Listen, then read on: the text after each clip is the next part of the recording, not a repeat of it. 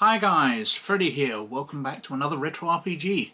And at the end of another week and the end of another poll, we've got a very strong winner with the Complete Book of Dwarves for AD&D 2nd edition. Now I'll cover that on the desktop in a wee second, but just a reminder, I'll be back at the end of the video with some other stuff about the poll and other things about the channel. But also as a reminder, if you'd like to support the channel, we've got a Patreon down below. So if you click on that, you can support the channel and you can get access to these videos a week early. But anyway, over to the desktop to have a look at the Complete Book of Dwarves. So, this is the Complete Book of Dwarves, which came out from TSR in 1991. Although this copy I've got is a later printing, the 1993 version. Because you can tell, because the cover's slightly different. If I grab my Complete Book of Rangers, which also came out in 1993, but slightly earlier in the year, you can see that the logo on the top is completely different, as is the TSR logo. These were the updated versions that they used later on, when we were coming up towards players, options, and those kind of era of AD&D. Now, I much prefer these ones. I love the AD&D logo with the flaming dragon's head there. It mentions 2nd edition, which the newer one doesn't. And I even much prefer this one. I heard someone talking on a video this week how they much preferred this one because it was intricate. But I like the old boxy logo, much preferred it. But that's just aesthetics. Inside the book, it's basically identical to its 1991 printing. These are the Complete Player's Handbook series, rules supplements. They are books which are fleshing out the races and classes from the Player's Handbook, giving the player access to kits, extra skills, subspecies, just fleshing everything out a bit. And they were very variable in quality, because some of them were massively powerful. The Complete Book of Elves, the Complete Fighter's Handbook, were massively overpowered in comparison to ones which came later. The Ranger's Handbook isn't great, for example. There's some interesting stuff in the Dwarves one. I did quite like it at the time. But they definitely toned down the power levels after the first couple, because they really were over the top. Let's have a look at the back cover anyway. The cover itself is a sort of plasticky material. It's not paper or card. And it's got that lovely gold on it. They look almost like leather effect. I'm not sure the camera can really pick that up. It's like a leathery effect with the embossed gold on it. And the back cover, the text is actually on a sticker stuck on to the cover.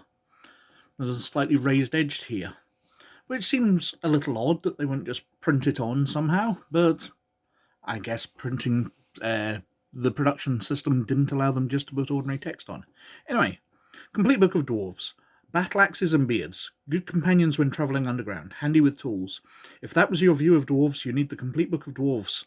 Discover 24 new kits, new weapons, and new possibilities, including 6 dwarf subraces, new proficiency, strongholds, origin myths, and a complete look at dwarven personalities. After reading the Complete Book of Dwarves, you may still look down on these short folk, but only to see them. And inside, we can see TSR had some amazingly good artists. There's some beautiful pictures in here. Even the black and white line art. When we come to that, it's very nice. We've got a table of contents, an introduction. Dwarves as you know them, as you will know them. The Complete Player's Handbook series.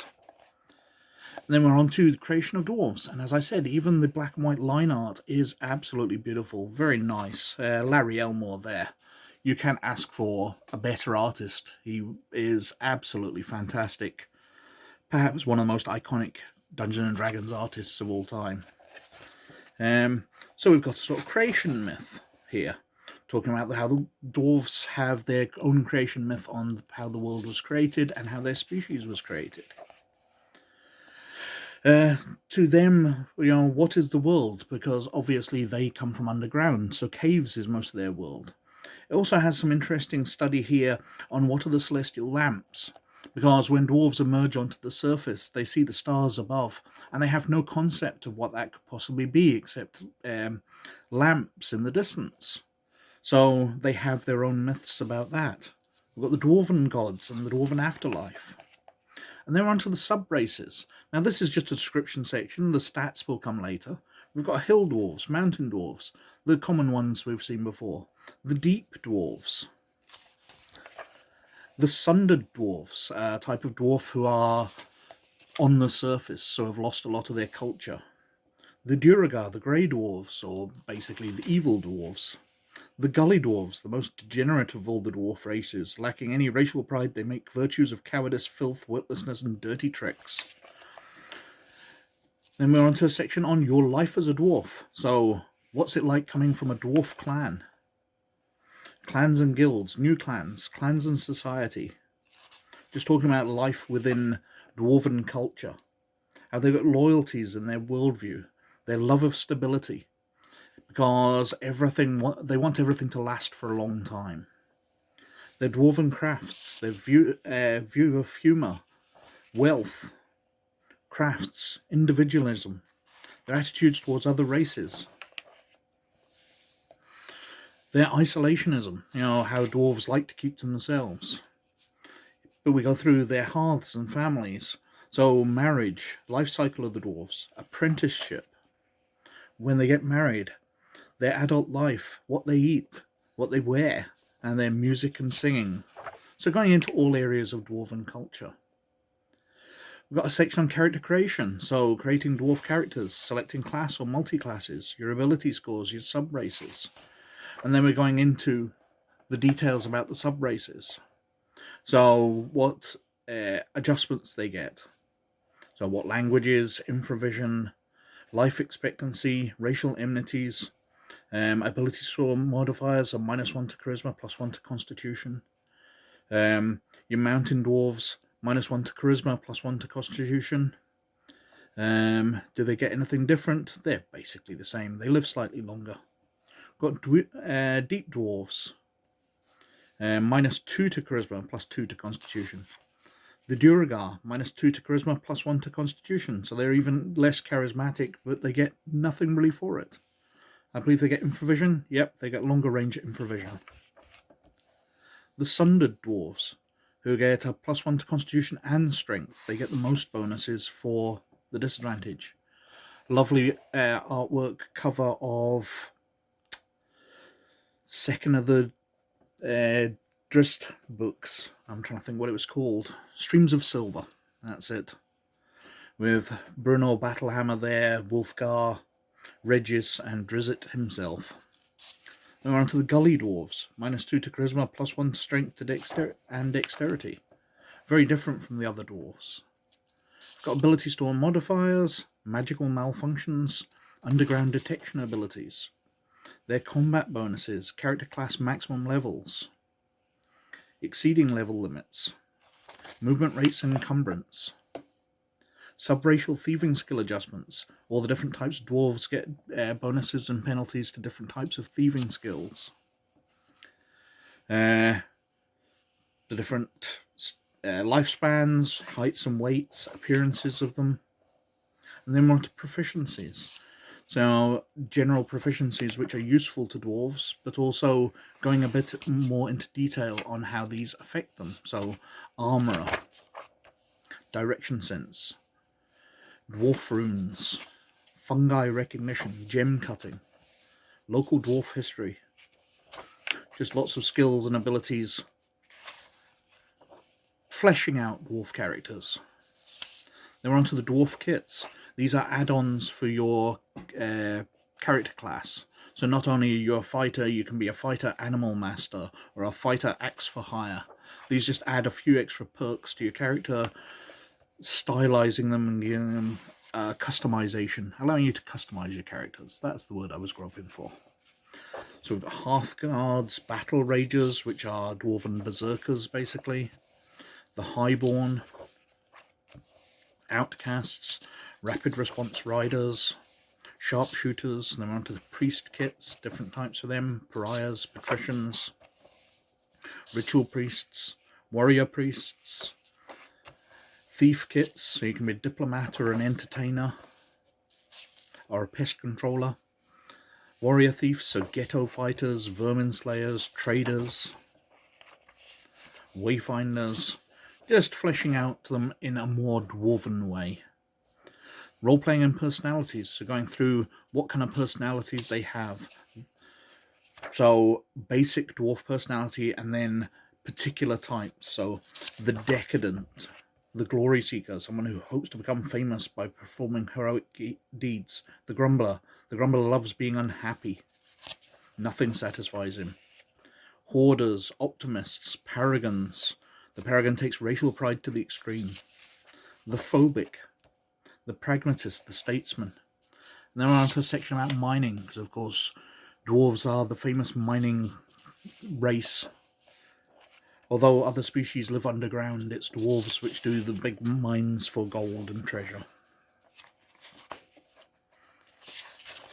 There are various rules for making mines there. Got various custom equipment.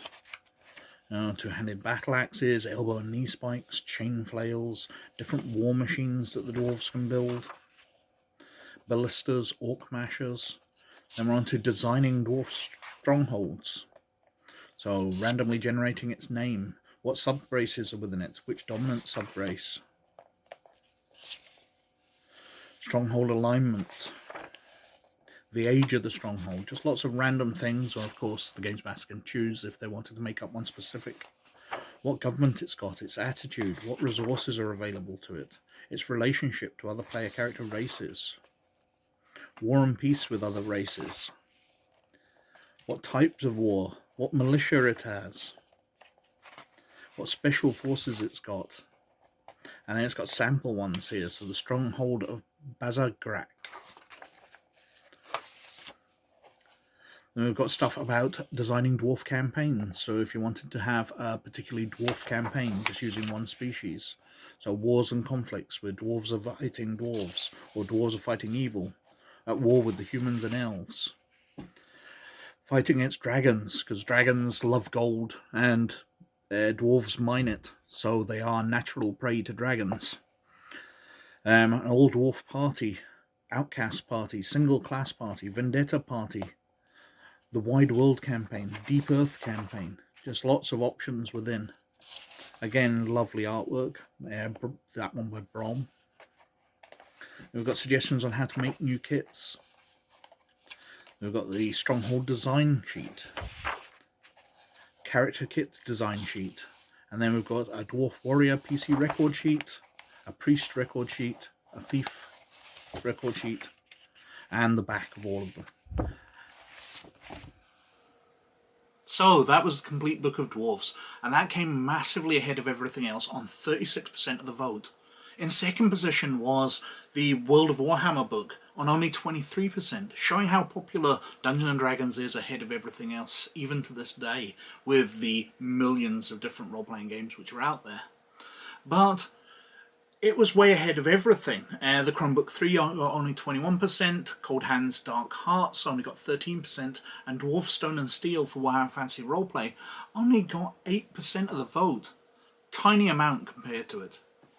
But that's out of the poll, and as I've been doing recently, I've cleared out the poll once again. But what I'm doing this time, because I want to do a rules breakdown on one of these 5 games, because these are ones I've not covered at all. So I've put in Cyber Generation once again. I've put in Sorcerer once again. I've put in the Sovereign Stone game system once again. I've put in Spycraft once again. And I put Conspiracy X in once again, because I really want one of these to be covered so I can get them checked off my list as a rule breakdown. So if you just have a look at those, decide which one you'd like to see, and decide which set of rules you'd like to see in the video that week as well. It'd be very much appreciated. Anyway, in other channel related stuff, the week that this video comes out, we'll be doing another live stream. I hope to have somebody else joining me on that one, but it's not set up yet, so it might just be me, because when I'm recording this, that's still 2 weeks away, so things are very much to be locked down. But most of that video will be replying to comments, replying to questions that you send in. So if you'd like to comment down below with any questions you'd like me to answer in that video, then please do. Otherwise, I'll just be replying to comments which have been put on videos which people haven't perhaps seen, because I had actually one put up to my very first video this week from one of the authors of that game. So I'm immensely chuffed at seeing that, and I'd love to cover that kind of stuff. But anyway, I've whittled on for way too long as usual, so thank you very much for watching. But most of all, as always, you look after yourselves, and I'll catch you later. Bye now.